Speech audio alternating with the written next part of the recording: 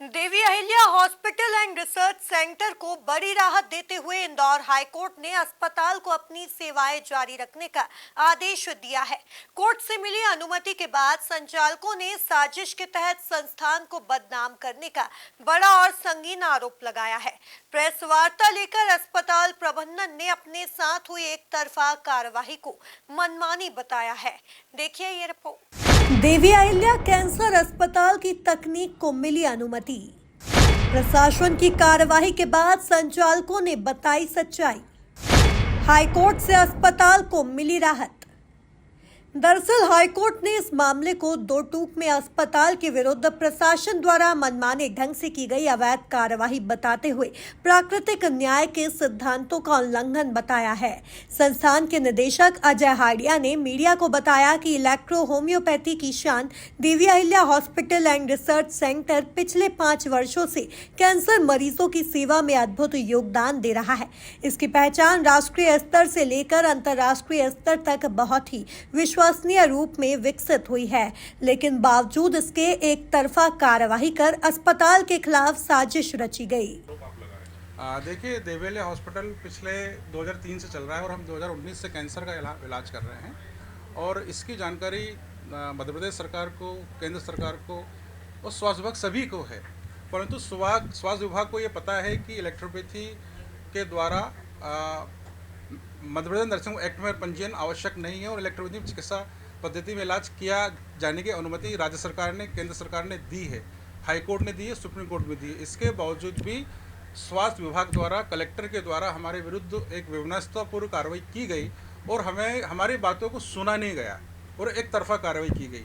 जब हमारे यहाँ पे 1 तारीख को जब उनकी टीम आई, उस टीम के अंदर 25 लोग शामिल थे, जिसके अंदर आयुष विभाग के लोग, स्वास्थ्य विभाग के लोग, एसडीएम, डिप्टी कलेक्टर, एसडीएम, तहसीलदार से लेके फार्माकोलॉजी विभाग के लोग भी यहाँ पे आए और उन्होंने हमारे अस्पताल में कुछ नहीं मांगा। हमारे मरीजों से मिले, उन्होंने बोला कि हम कीमोथेरेपी, रेडिएशन लेके आए और यहाँ आने के बाद हमें इतना हमें फ़ायदा है और हम अपनी स्वेच्छा से इलाज कर रहे हैं। जब उन्हें यहाँ कुछ भी कार्रवाई नहीं कर पाए तो उसके बाद में उन्होंने 7 तारीख को हमें एक लेटर दिया कि आप अपना अस्पताल बंद करिए, जबकि हमने उनको अपना हाई कोर्ट का स्टे दिया कि हमारा अस्पताल पंजीकृत है और नवीनीकरण हेतु हमने जब स्वास्थ्य विभाग को दिया था उन्होंने नहीं किया नवीनीकरण, तो हमने स्टे लिया हाई कोर्ट से, उसको भी उन्होंने नहीं माना और हमारे विरुद्ध एक तरफा उन्होंने कार्रवाई की। और जब हमने हाई कोर्ट में हमने जब पिटीशन लगाई तो कोर्ट ने कलेक्टर के आदेश को क्वेश कर दिया है और दोबारा से एज इट इज स्थिति रखने के लिए कहा है।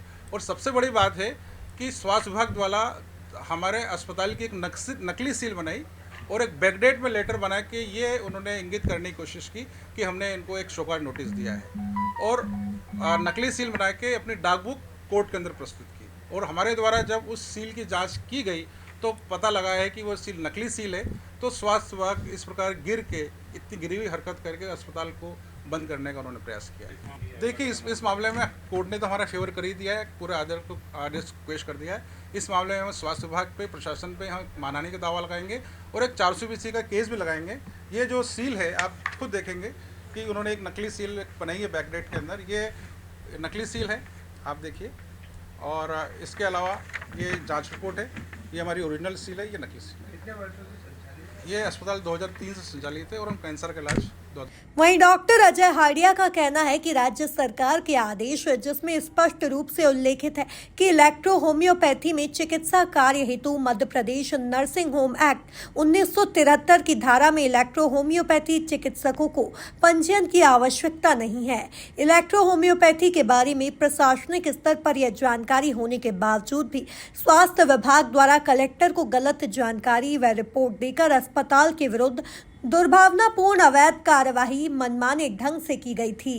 करीब 500 मरीज हमारे फॉलो में मरीज थे और डेली हमारे पास 3-4 मरीज एडमिट होने के लिए आते हैं।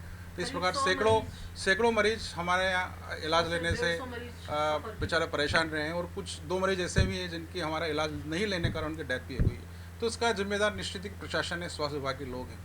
देखिए, स्वास्थ्य विभाग पूर्ण रूप से झूठ बोल रहा है। स्वास्थ्य विभाग ने खुद ने कोर्ट के अंदर एक मध्य प्रदेश सरकार का सर्कुलर पेश किया है और उसमें उन्होंने उस सर्कुलर में लिखा हुआ है कि मध्य प्रदेश उच्च न्यायालय, सुप्रीम कोर्ट और केंद्र सरकार ने इलेक्ट्रोपैथी को में ट्रीटमेंट की अनुमति दी है और Madhya Pradesh nursing home act में पंजीयन की अनुमति नहीं है उसके लिए, तो इसके बावजूद ही उन्होंने इस प्रकार की कार्रवाई की।